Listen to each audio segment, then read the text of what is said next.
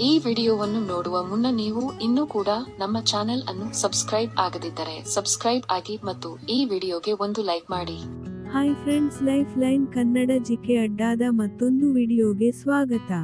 ಸ್ನೇಹಿತರೆ, ಹೆಂಗಸರು ಮತ್ತು ಗಂಡಸರು ಹೆಚ್ಚು ಕಾಲ ಏಕಾಂತದಲ್ಲಿ ಇರಲು ಬಯಸುತ್ತಾರೆ, ಆದರೆ ಕೆಲವು ಕಾರಣದಿಂದ ಸಂಪೂರ್ಣವಾಗಿ ತೃಪ್ತಿ ಪಡೆಯಲು ಸಾಧ್ಯವಾಗುವುದಿಲ್ಲ.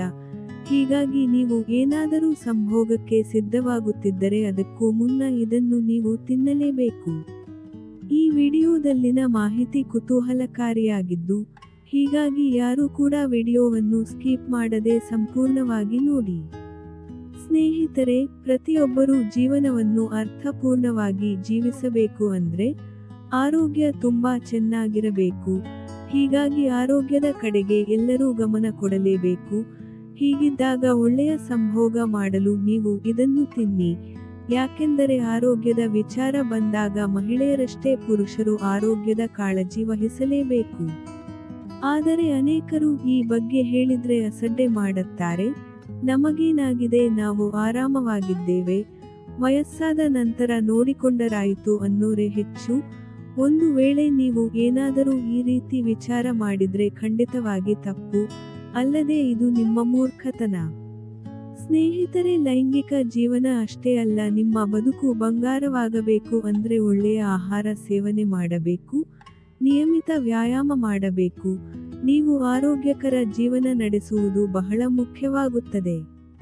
ಹೀಗಿದ್ದಾಗ ಲೈಂಗಿಕ ಶಕ್ತಿಯನ್ನು ಹೆಚ್ಚಿಸಲು ಪುರುಷರ ಆರೋಗ್ಯಕ್ಕೆ ಪೂರಕವಾಗಿರುವ ಆಹಾರಗಳ ಪೈಕಿ ಒಣಹಣ್ಣುಗಳು ಹಾಗೂ ಬೀಜಗಳ ಪಾತ್ರವು ದೊಡ್ಡದು ಅಂತ ಹೇಳಬಹುದು. ಅದರಲ್ಲೂ ಸಿಹಿಕುಂಬಳದ ಬೀಜ ಪುರುಷನ ಆರೋಗ್ಯದ ಬಹು ದೊಡ್ಡ ಮಿತ್ರ ಅಂತ ಹೇಳಲಾಗುತ್ತೆ. ಯಾಕೆಂದರೆ ಸ್ನೇಹಿತರೆ, ಈ ಬೀಜಗಳಿಂದ ಪುರುಷರ ಆರೋಗ್ಯಕ್ಕಾಗುವ ಲಾಭ ಅಷ್ಟಿಷ್ಟಲ್ಲ. ಸ್ನೇಹಿತರೆ, ಪುರುಷರ ಲೈಂಗಿಕ ಆರೋಗ್ಯ ಹೆಚ್ಚಿಸುವಲ್ಲಿ ಈ ಬೀಜಗಳ ಪಾತ್ರ ಮುಖ್ಯವಾಗಿದೆ. ವಯಸ್ಸು ಆದಂತೆ ಕೆಲವರಿಗೆ ಆಗುವ ವೃಷಣದ ಹಿಗ್ಗುವಿಕೆಯಿಂದಾಗಿ ಮೂತ್ರ ವಿಸರ್ಜನೆಯ ಸಮಸ್ಯೆ ಉಂಟಾಗುತ್ತದೆ. ಈ ಸಮಸ್ಯೆಗೆ ಈ ಬೀಜಗಳು ಅತ್ಯುತ್ತಮ ಪರಿಹಾರ ನೀಡುತ್ತದೆ.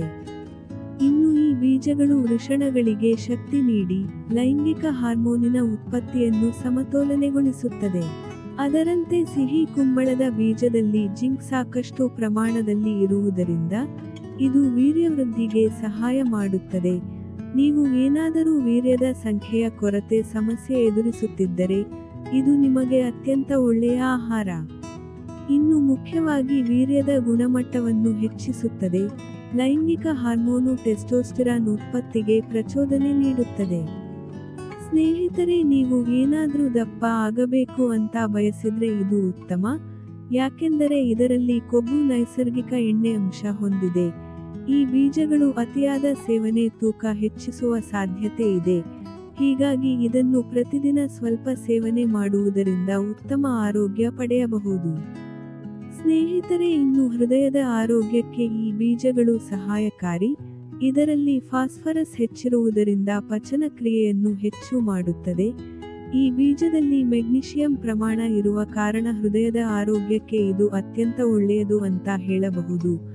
ಇದರಿಂದಾಗಿ ಹೃದಯಕ್ಕೆ ರಕ್ತ ಪಂಪ್ ಮಾಡುವ ಸಾಮರ್ಥ್ಯ ಹೆಚ್ಚಿಸುತ್ತದೆ.